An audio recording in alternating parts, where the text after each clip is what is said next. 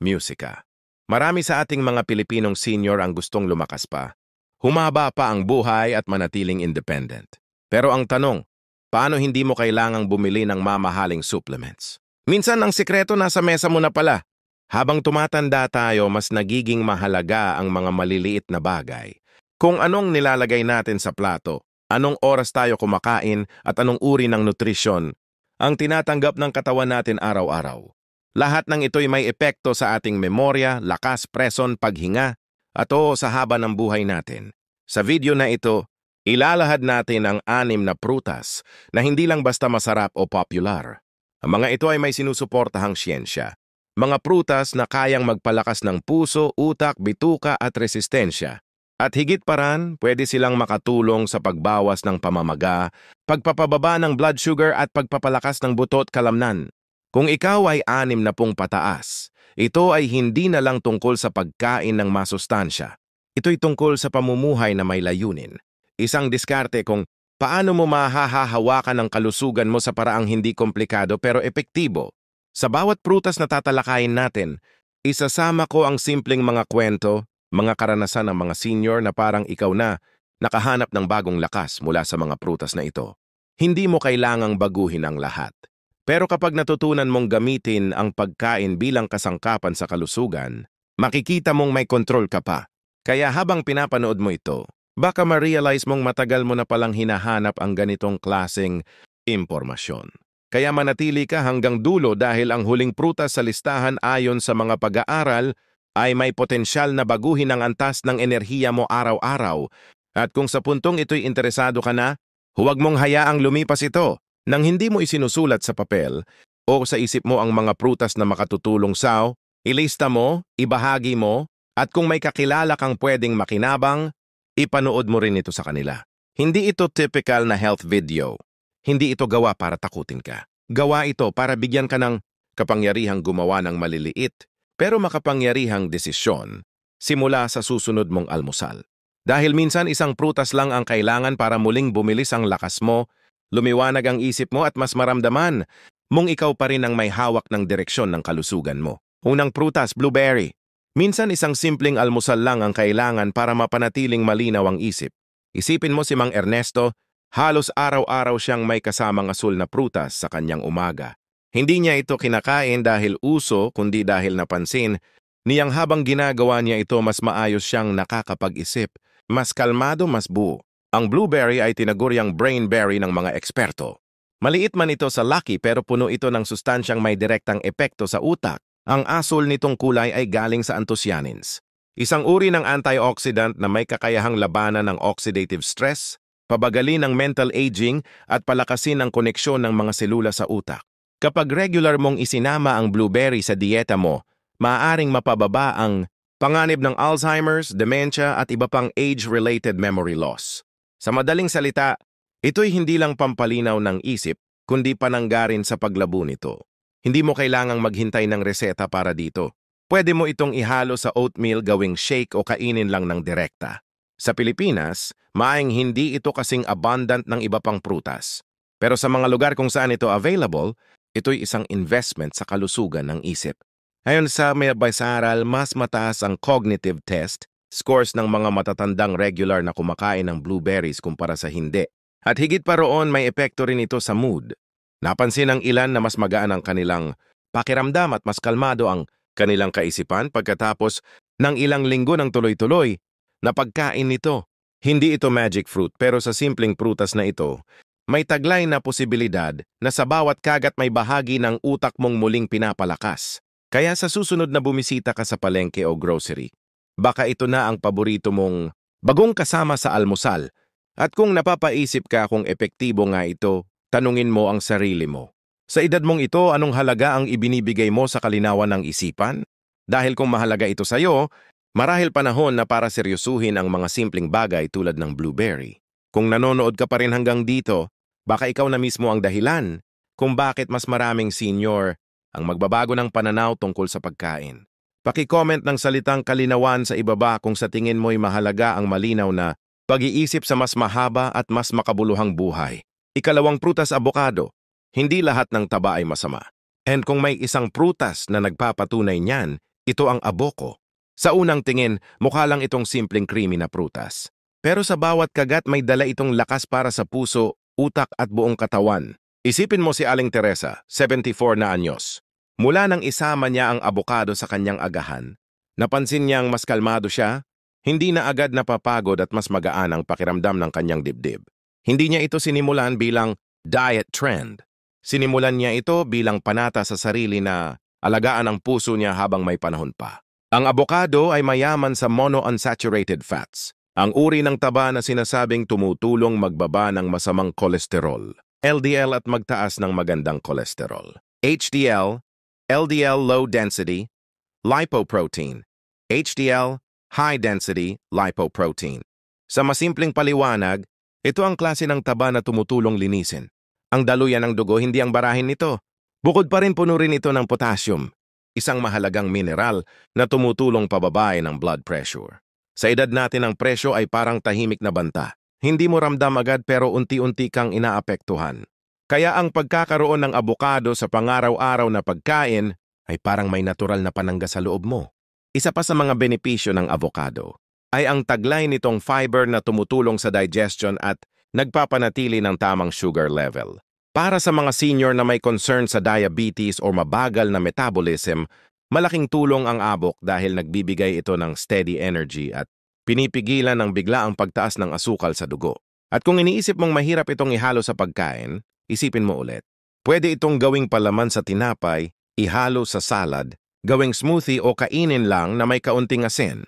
Hindi mo kailangang maging chef para gawing parte ng routine ang ganitong simpleng prutas. Ayon sa mga pag-aaral, ang matatandang regular na kumakain ng abok ay may mas maayos na blood flow, mas matatag na tibok ng puso at mas mababang panganib ng stroke.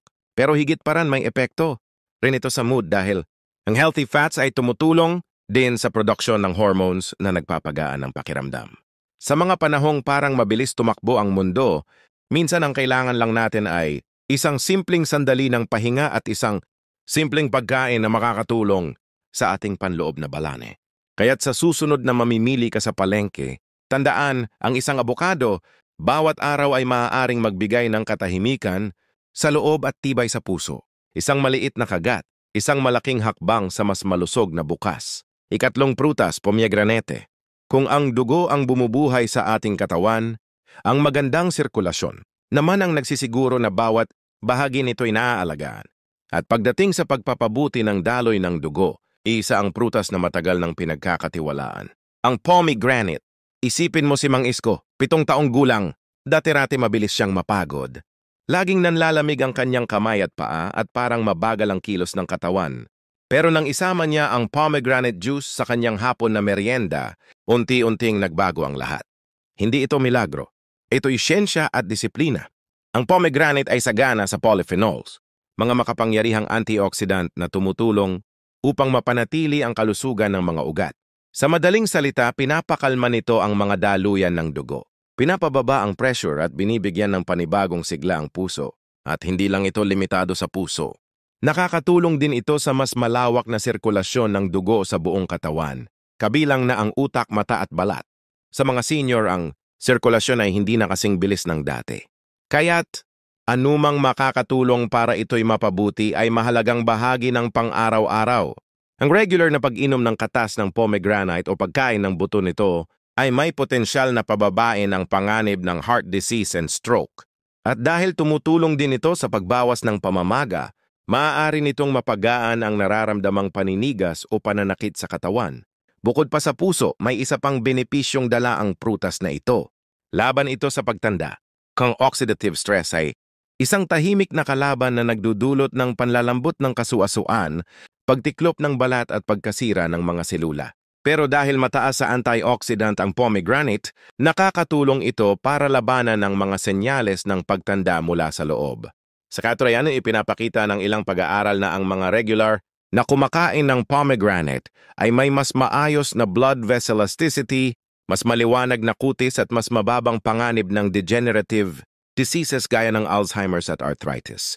Isipin mo isang prutas na hindi lang nagpapalakas ng katawan kundi nagtatagal pa ng sigla ng iyong itsura. Kaya't hindi na nakakagulat kung bakit sa maraming kultura ang pomegranate ay tinuturing na simbolo ng buhay at kasiglahan. Halimbawa si Lola Nena o 30 taong gulang.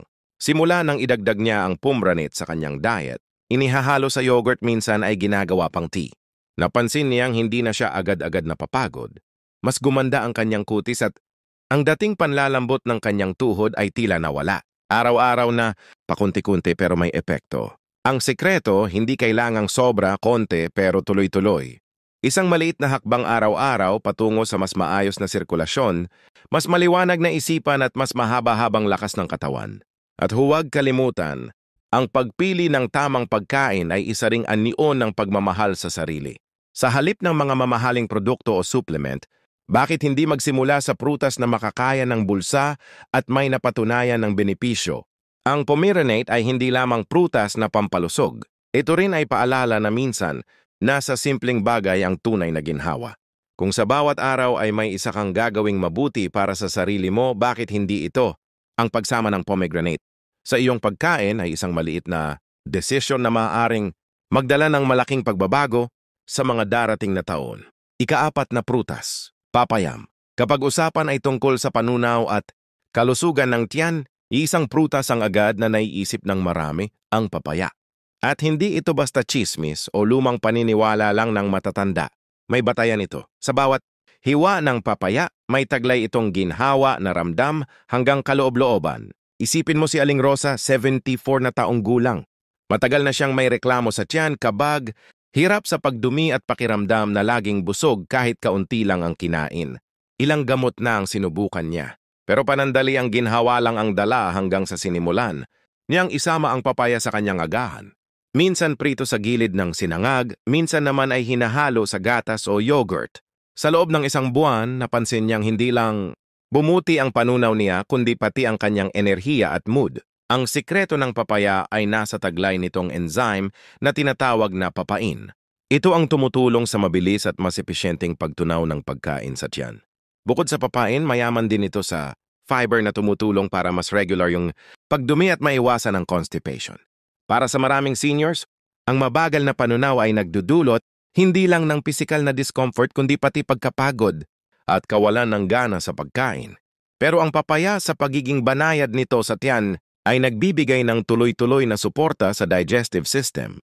Hindi lang panunaw ang tinutulungan ng papaya. May taglay din itong vitamin C at antioxidants na nagpapalakas ng immune system.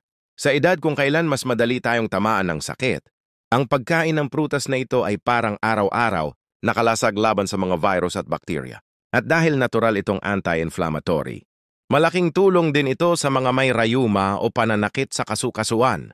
Si Mang Delphine, sinataong gulang, ay dating madaling sipunin at lagnatin tuwing nagbabago ang panahon. Pero simula nang gawing regular ang pagkain ng papaya tuwing hapon bilang merienda, napansin niyang mas bihira na siyang magkasakit. Sabi nga niya, hindi ko na kailangan ng vitamins na nasa bote. Ito galing mismo sa prutas dahil dito naging mas aktibo siya sa mga gawaing bahay at pakikisalamuha sa mga apo. Bukod sa physical benefits, ang papaya rin ay nagbibigay ng pakiramdam ng kaluwagan.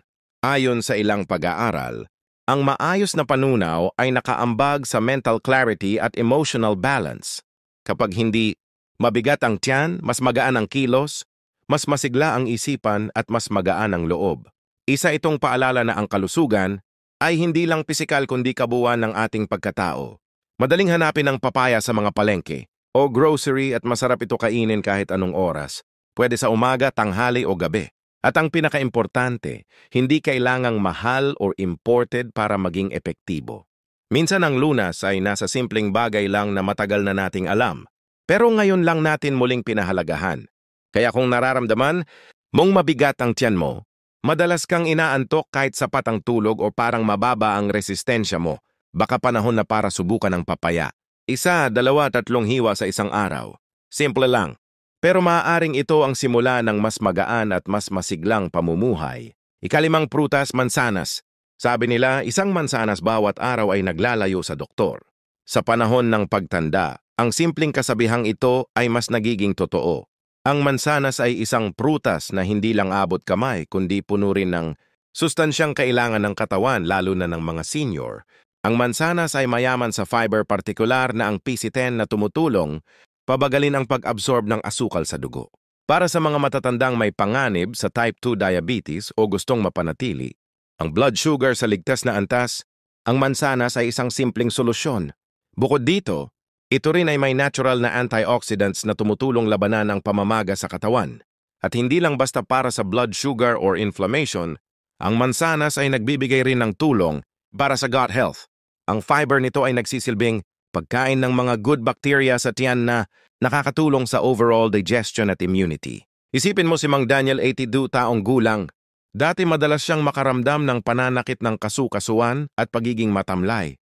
Ngunit nang gawin niyang bahagi ng kanyang araw-araw na merienda ang isang mansanas, napansin niyang mas gumaan ang kanyang pakiramdam. Mas madali siyang nakakagalaw at hindi na siya basta-basta napapagod.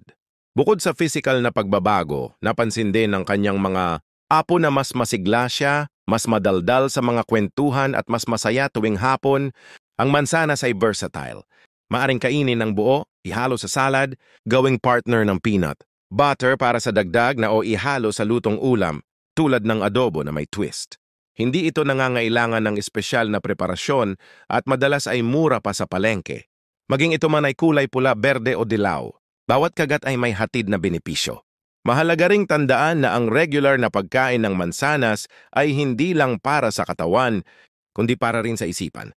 Ipinapakita ng mga pag-aaral na ang mansanas ay may mga compound na nakakatulong sa brain health na mahalaga habang tumatanda.